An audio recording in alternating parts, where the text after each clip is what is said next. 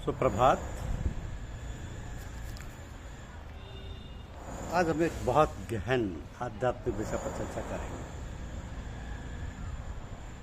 जिसका शीर्षक है मंत्र का कीलक।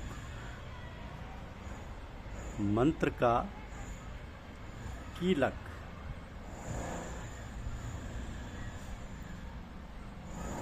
समुद्र में एक तरह की सीप होती है जो हमेशा मुंह खोले हुए पानी के ऊपर तैरा करती है।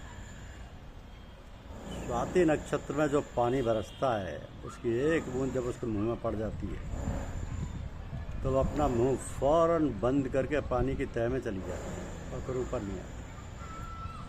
बिल्कुल इसी तरह से उपदेश के मोती यानी गहरे हिदायत का हाल है। प्यासी श्रद्धालु साधक भी अपने गुरु से दीक्षा मंत्र के रूप में पानी की एक बूंद पाकर साधना के अथाह सागर में डूब जाती है और फिर किसी तरफ तो मुंह नहीं करती। तो जब गुरु की कृपा दृष्टि और आंतरिक तवज्जो से जिज्ञासु अभ्यासी के दिल में मालिक के नाम और याद का मंत्र जाग उठता है और दिल में सूरत लगाकर आनंद में महब होने लगता है, तो इसी को बीज मंत्र कहते हैं। जब इस दिल की अवस्था या आंतरिक दिल के साधन करने से उसमें बल आ जाता है और उसके प्रभाव से अपने मन आदि की कमजोरियां साफ होने लगती हैं, तो इसी को शक्ति मंत्र कहते हैं। और जब यही अभ्यास इतना परिपक्व हो जाता है कि उस पर अपना अख्तियार और काबू हो जाता है, तो इसी को मंत्र का कीलक कहते हैं। बहुत ही गहन विषय है, आपको समझना होगा। मैं और इसको उदाहरण से स्पष्ट करता हूँ कि जब गुरु की कृपा दृष्टि और आंतरिक तवज्जो से जिज्ञासु या अभ्यासी के दिल में मालिक के नाम और याद का मंत्र जाग उठता है और दिल में सूरत लगकर आनंद में महब होने लगता है, तो इसी को बीज मंत्र कहते हैं। जब इस दिल की अवस्था या आंतरिक दिल के साधन करने से उसमें बल आ जाता है और उसके प्रभाव से अपने मन आदि की कमजोरियां साफ होने लगती हैं, तो इसी को शक्ति मंत्र कहते हैं। और जब यही अभ्यास इतना परिपक्व हो जाता है कि उस पर अपना अख्तियार और काबू हो जाता है, तो इसी को मंत्र का कीलक कहते हैं। अब इस दिल के रास्ते में दो तरह के प्रकाशों से संबंध रहता है। पहला गुण सहित प्रकाश यानी तजल्ली सिफाती, दूसरा सत्य प्रकाश यानी तजल्ली जाती। तो गुण सहित प्रकाश से गुण कर्म आदि में आत्मिक शुद्धि पाकीज़गी आती है और सत्य प्रकाश से अहंकार और आपा शुद्ध होता है। अक्सर अभ्यास में ऐसा होता है कि तरह तरह के रंग दिखाई पड़ा करते हैं। किसी को लाल दिखाई पड़ता है, किसी को सफ़ेद, किसी को नीला, काला या हरा आदि, या कभी सूर्य चंद्र और तारे दिखाई देती हैं। ये सब गुण सहित प्रकाश के अंग हैं। सत्य प्रकाश से दिल के अंदर अपनी तरफ से कर्म और गुण व समझबूझ सब कुछ उसी के आधार पर छोड़ बैठते हैं।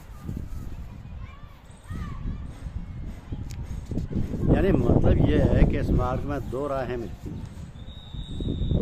नीति मार्ग जिसको बोलते हैं आसपास, नेति मार्ग यानी नफी।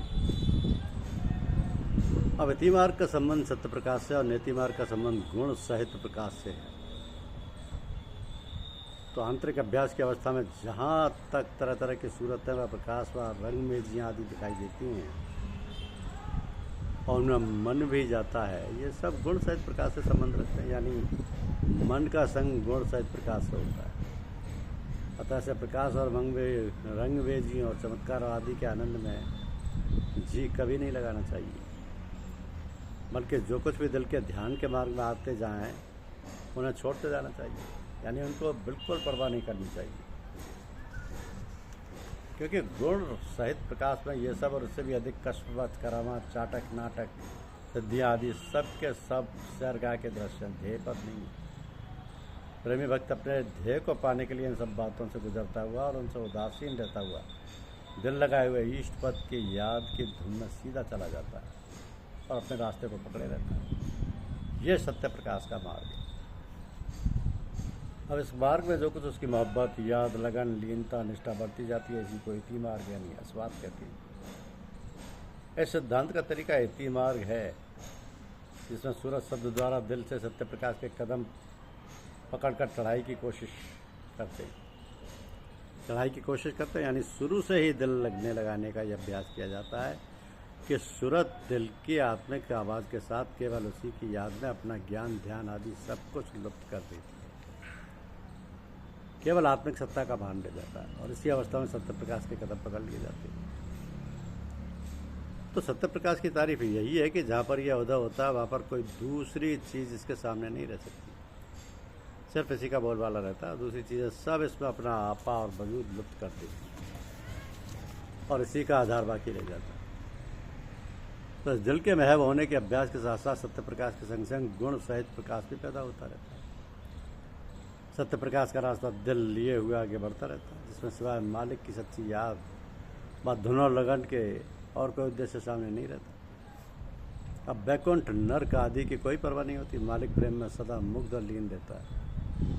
गुण सहित प्रकाश में उसका दिल बिल्कुल नहीं आता, लेकिन शारीरिक और मानसिक कर्म और गुणों में उसके प्रभाव से शुद्धता और पाकीज़गी आती जाती है, तथा त्याग व वैराग्य का गुण अपने आप आता जाता है। अभ्यासी इससे यही लाभ उठाता है, जिससे अभ्यास में आगे बढ़ने के लिए काफ़ी बल और समय मिल जाता है।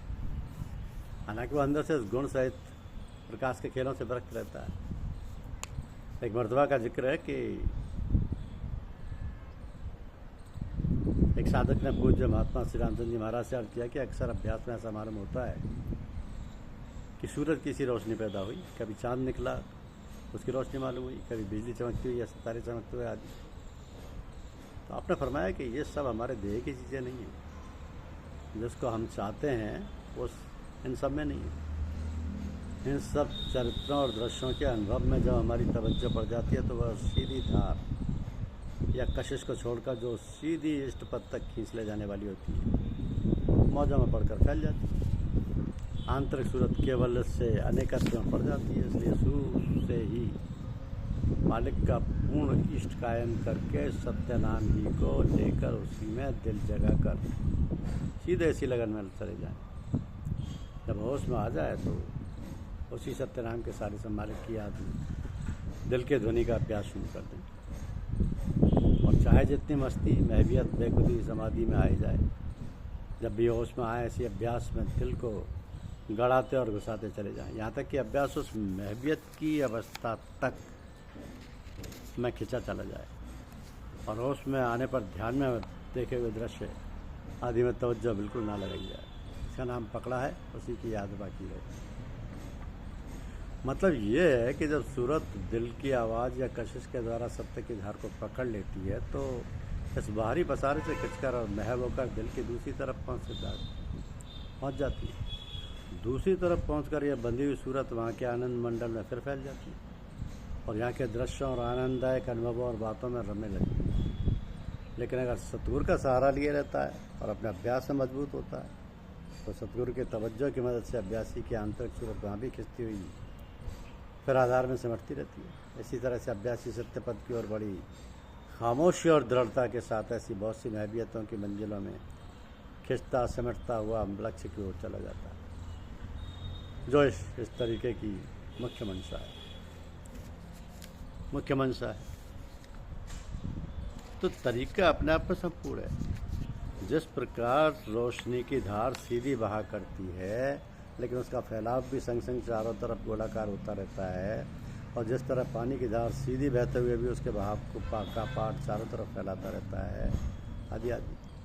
ठीक इसी तरह आत्मा की धार सीधी उतरती और बहती हुई आती है, परंतु साथ साथ उसका फैलाव सारे शरीर में भी व्यापक रहता है। बहाव के पाठ के संग संग उसमें एक खास धार भी बीच बीच में सीधी लगातार जारी रहती है और फिर अपने ही दाने पर चढ़ जाती है। इस शरीर में आत्मा की बैठक के स्रोत फिर से बहुत अर्थात चोटी के पास होता है। इसके शुद्ध प्रकाश की धार जो वहाँ से फूट कर बह निकलती है, उसी को आत्मिक धार, आत्मिक सूरत कहते हैं। शरीर उसके पाठ का स्थान है, और जो प्रकाश की गर्मी व चैतन्यता कुल शरीर में फैलती है, ये सब उसी असल धार की छाया है। इस फैलाव में धारों की सूरतें भी दिखाई देती हैं जो उसी पाठ में खेला और दौड़ा करती हैं।